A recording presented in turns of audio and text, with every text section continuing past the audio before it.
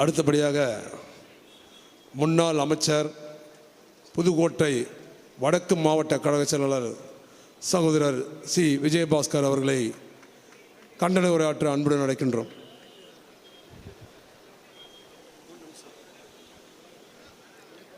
யாருடைய வெளிய சிவில் எங்களுக்கு வீரம் பிறக்கிறதோ, யாருடைய விரல சிவில் எங்களுக்கு விவேகம் பிறக்கிறதோ, யாருடைய குரல சிவில் நாளும் அனைத்து இந்திய அண்ணா திராவிட முன்னேற்றக் கழக தொண்டர்களுக்கு வலிமை கிடைக்கிறதோ, அந்த சாதனை விரலுக்கு சொந்தக்காரர், சரித்திர குரலுக்கு சொந்தக்காரர் இதய தெய்வம் புரட்சித் தலைவி அம்மா அவர்களை வணங்கி, இதய தெய்வம் புரட்சித் தலைவர் எம்ஜிஆர் அவர்கள் இருக்கும் திசையையும் வணங்கி, அனைத்து இந்திய அண்ணா திராவிட முன்னேற்றக் கழகத்தை இன்றைக்கு எதிர்க்கட்சியாக இருந்தாலும் கழகத்துடைய சட்டப்பேரவையுடைய எதிர்க்கட்சி தலைவராக இன்றைக்கு இருந்து நாளை தமிழகத்துடைய முதலமைச்சராக வர இருக்கக்கூடிய, மீண்டும் தமிழகத்தில் அனைத்து இந்திய அண்ணா திராவிட முன்னேற்றக் கழகத்துடைய புரட்சித் தலைவி அம்மா அவர்களுடைய நல்லாட்சியை வழங்க இருக்கக்கூடிய கழகத்துடைய கடைக்கோடி தொண்டராக இருந்து தன்னுடைய உழைப்பால், தன்னுடைய திறமையால், தன்னுடைய ஆற்றலால், தன்னுடைய அனுபவத்தால் இன்றைக்கு இயக்கத்தை கட்டி காத்து கொண்டிருக்கக்கூடிய மரியாதைக்கும் போற்றுதலுக்கும் உரிய கழகத்துடைய எதிர்க்கட்சி தலைவர்,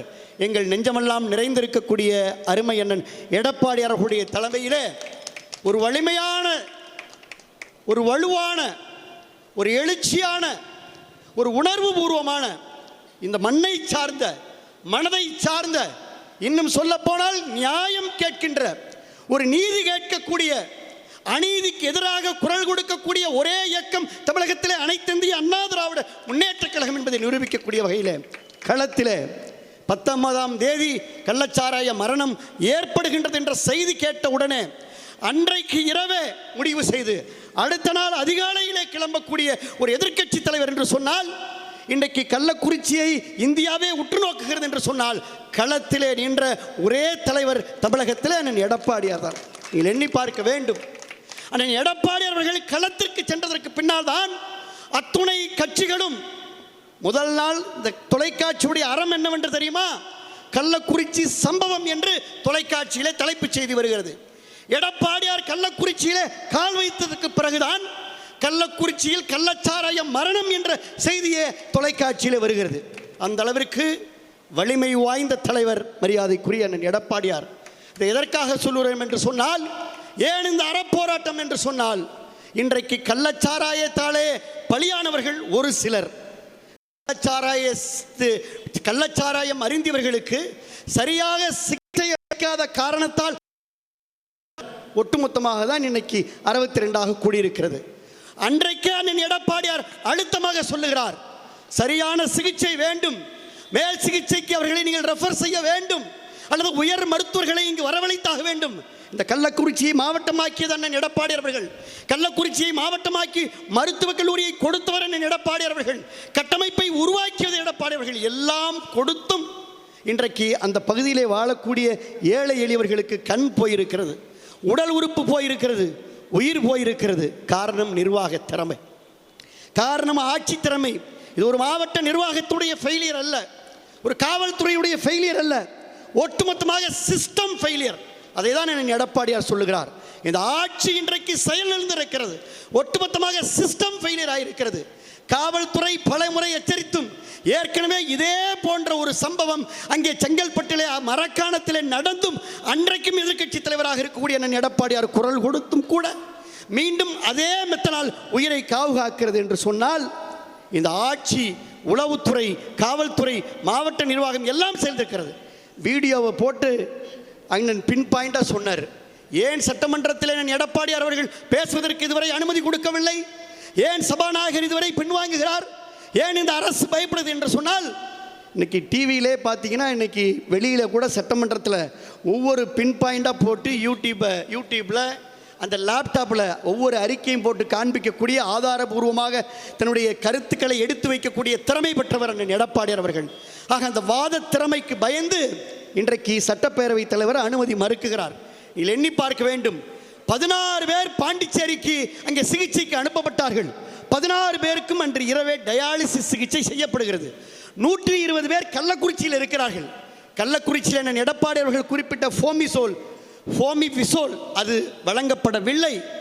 அண்ணன் அவர்கள் குரல் கொடுத்ததுக்கு பின்னாலே டிஎன்எம்எஸ்ஸின் மூலமாக அவர்கள் ஆர்டர் செய்யப்பட்டு பாம்பேயில் 6500 ரூபாய்க்கு அவங்க எங்கே வாங்கினாங்க, எப்போ வாங்கினாங்க, எப்படி வாங்கினாங்க, எப்படி ரெக்கார்டை தயார் பண்ணாங்க, எல்லாம் அண்ணனுடைய கவனத்திற்கு தெரியும். அது மட்டுமல்ல, முதல்ல 0 டிலேயில் ட்ரீட் பண்ணணும், யாருக்கும் ட்ரீட் பண்ணல. வெறும் 3 பேருக்கு மட்டும்தான் அன்றைக்கு 120 பேரில் வெறும் 3 பேருக்கு டயாலிசிஸ் சிகிச்சை செய்யப்பட்டது. அண்ணன் அவர்கள் ஒட்டுமொத்தமாக அங்கே டயாலிசிஸ் கருவிகளை வாங்கி கொடுத்தார்கள். பாண்டிச்சேரியில் 16 பேரை ஷிப் பண்ணுறாங்க, 16 பேருக்கும் டயாலிசிஸ் சிகிச்சை. நீங்கள் யாரை வேண்டுமானாலும் கேட்டு பாருங்கள், யூடியூப்பில் நீங்களே போட்டு பாருங்கள், கூகுளில் நீங்களே சர்ச் பண்ணி பாருங்கள். இந்த ஃபர்ஸ்ட் லைன் ஆஃப் ஆன்டிடோட், அது அண்ணா அழகாக சொன்னார், இந்த first line of antidote is fomepizole. அந்த மருந்து வழங்கப்படவில்லை.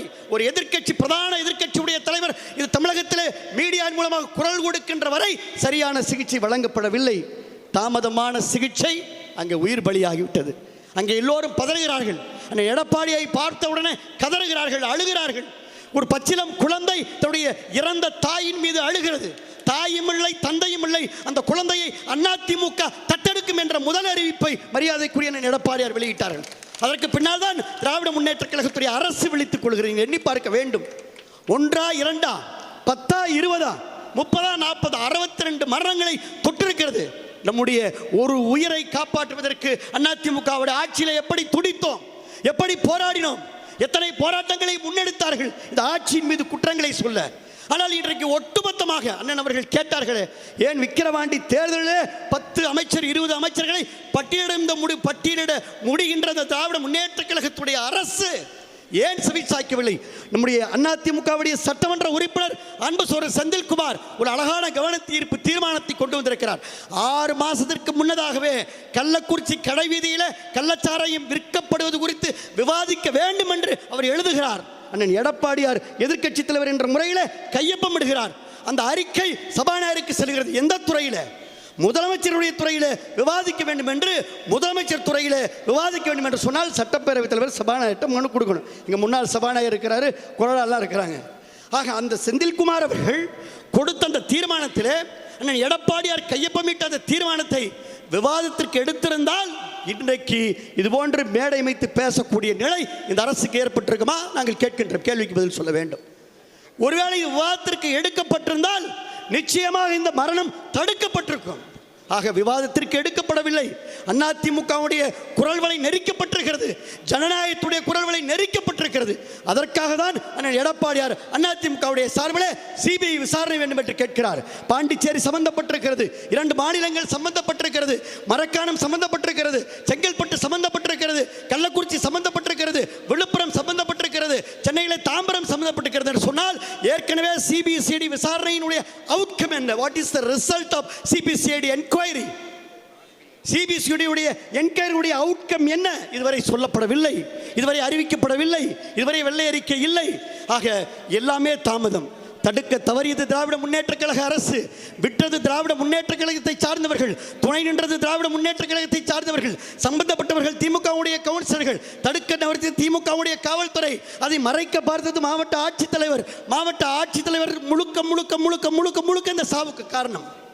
முதலாக ஒருவன் அறிந்துவிட்டு மருத்துவமனையில் இறக்கின்ற பொழுது இந்த சாவு கள்ளச்சாராயத்திலே அல்ல என்று பகிரங்கமாக இந்த அரசிற்கு முட்டுக் கொடுத்த அந்த ஆட்சித்தலைவர் எங்கே? அதற்காக தான் சிபிஐ விசாரணை கேட்கிறோம். மாவட்ட ஆட்சித்தலைவர் விசாரிக்கப்பட வேண்டும், காவல்துறை கண்காணிப்பாளர் விசாரிக்கப்பட வேண்டும், சம்பந்தப்பட்ட திமுகவுடைய சட்டமன்ற நாடாளுமன்ற உறுப்பினர்கள் ஆட்சி அதிகாரத்தில் கோட்டை கொத்தளத்தில் குடியேறி இருக்கின்ற அத்தனை பேரும் விசாரிக்கப்பட வேண்டும் என்பதற்காகத்தான் சிபிஐ விசாரணையை அனைத்து இந்திய அண்ணா திராவிட முன்னேற்ற கழகத்துடைய பொதுச் செயலாளர் அண்ணன் எடப்பாடியார் கேட்கின்றார் என்பதை சொல்லி, உங்களுக்கு மடியிலே கனமில்லை என்று சொன்னால், உங்களுக்கு வழியிலே பயமில்லை என்று சொன்னால் நெஞ்சை நிமிர்த்தி நீங்கள் சிபிஐ விசாரணைக்கு உத்தரவிடுங்களேன். ஏன் உங்களுக்கு தயக்கம்? ஏன் இந்த தாமதம்? ஏன் அதிமுகவுடைய குரல் வழியை நெருக்கிறீர்கள் என்பதுதான். ஏதோ குண்டுக்கட்டாக அதிமுக சட்டமன்ற உறுப்பினர் எல்லாம் தூக்கி சட்டமன்றத்துக்கு வெளியிலே வீசி விடுவதாலே மட்டும் அதிமுக என்ற மாபெரும் இயக்கத்தை முடக்கிவிட முடியாது. அதிமுக அம்மா காலத்திலிருந்து இன்று வரை பீனிக்ஸ் பறவையாக எழுந்திருக்கக்கூடிய இயக்கம் அதிமுகவுடைய இயக்கம். மீண்டும் அதிமுக பீனிக்ஸ் பறவையாக எடப்பாடியார் தலைமையில் எழுந்திருக்கும். வானின் உயரத்தையும் தாண்டி பறந்து அதிமுகவுடைய ஆட்சி அண்ணன் எடப்பாடியார் தலைமையிலே ஏற்படும் என்றை சொல்லி, அன்றைக்கு இது போன்ற அத்தனை சம்பவத்திலே சம்பந்தப்பட்டவர்கள் அத்தனை பேரின் மேலும் உரிய விசாரணையை மரியாதைக்குரிய அண்ணன் எடப்பாடியார் நிச்சயமாக ஏற்படுத்துவார் என்பதை சொல்லி, நல்ல வாய்ப்பிற்கு நன்றி சொல்லி, சிபிஐ விசாரணை வேண்டும் என்று அழுத்தமாக சொல்லி வாய்ப்புக்கு நன்றி கூறி விடைபெற்றுக் கொள்கின்றோம். நன்றி, வணக்கம்.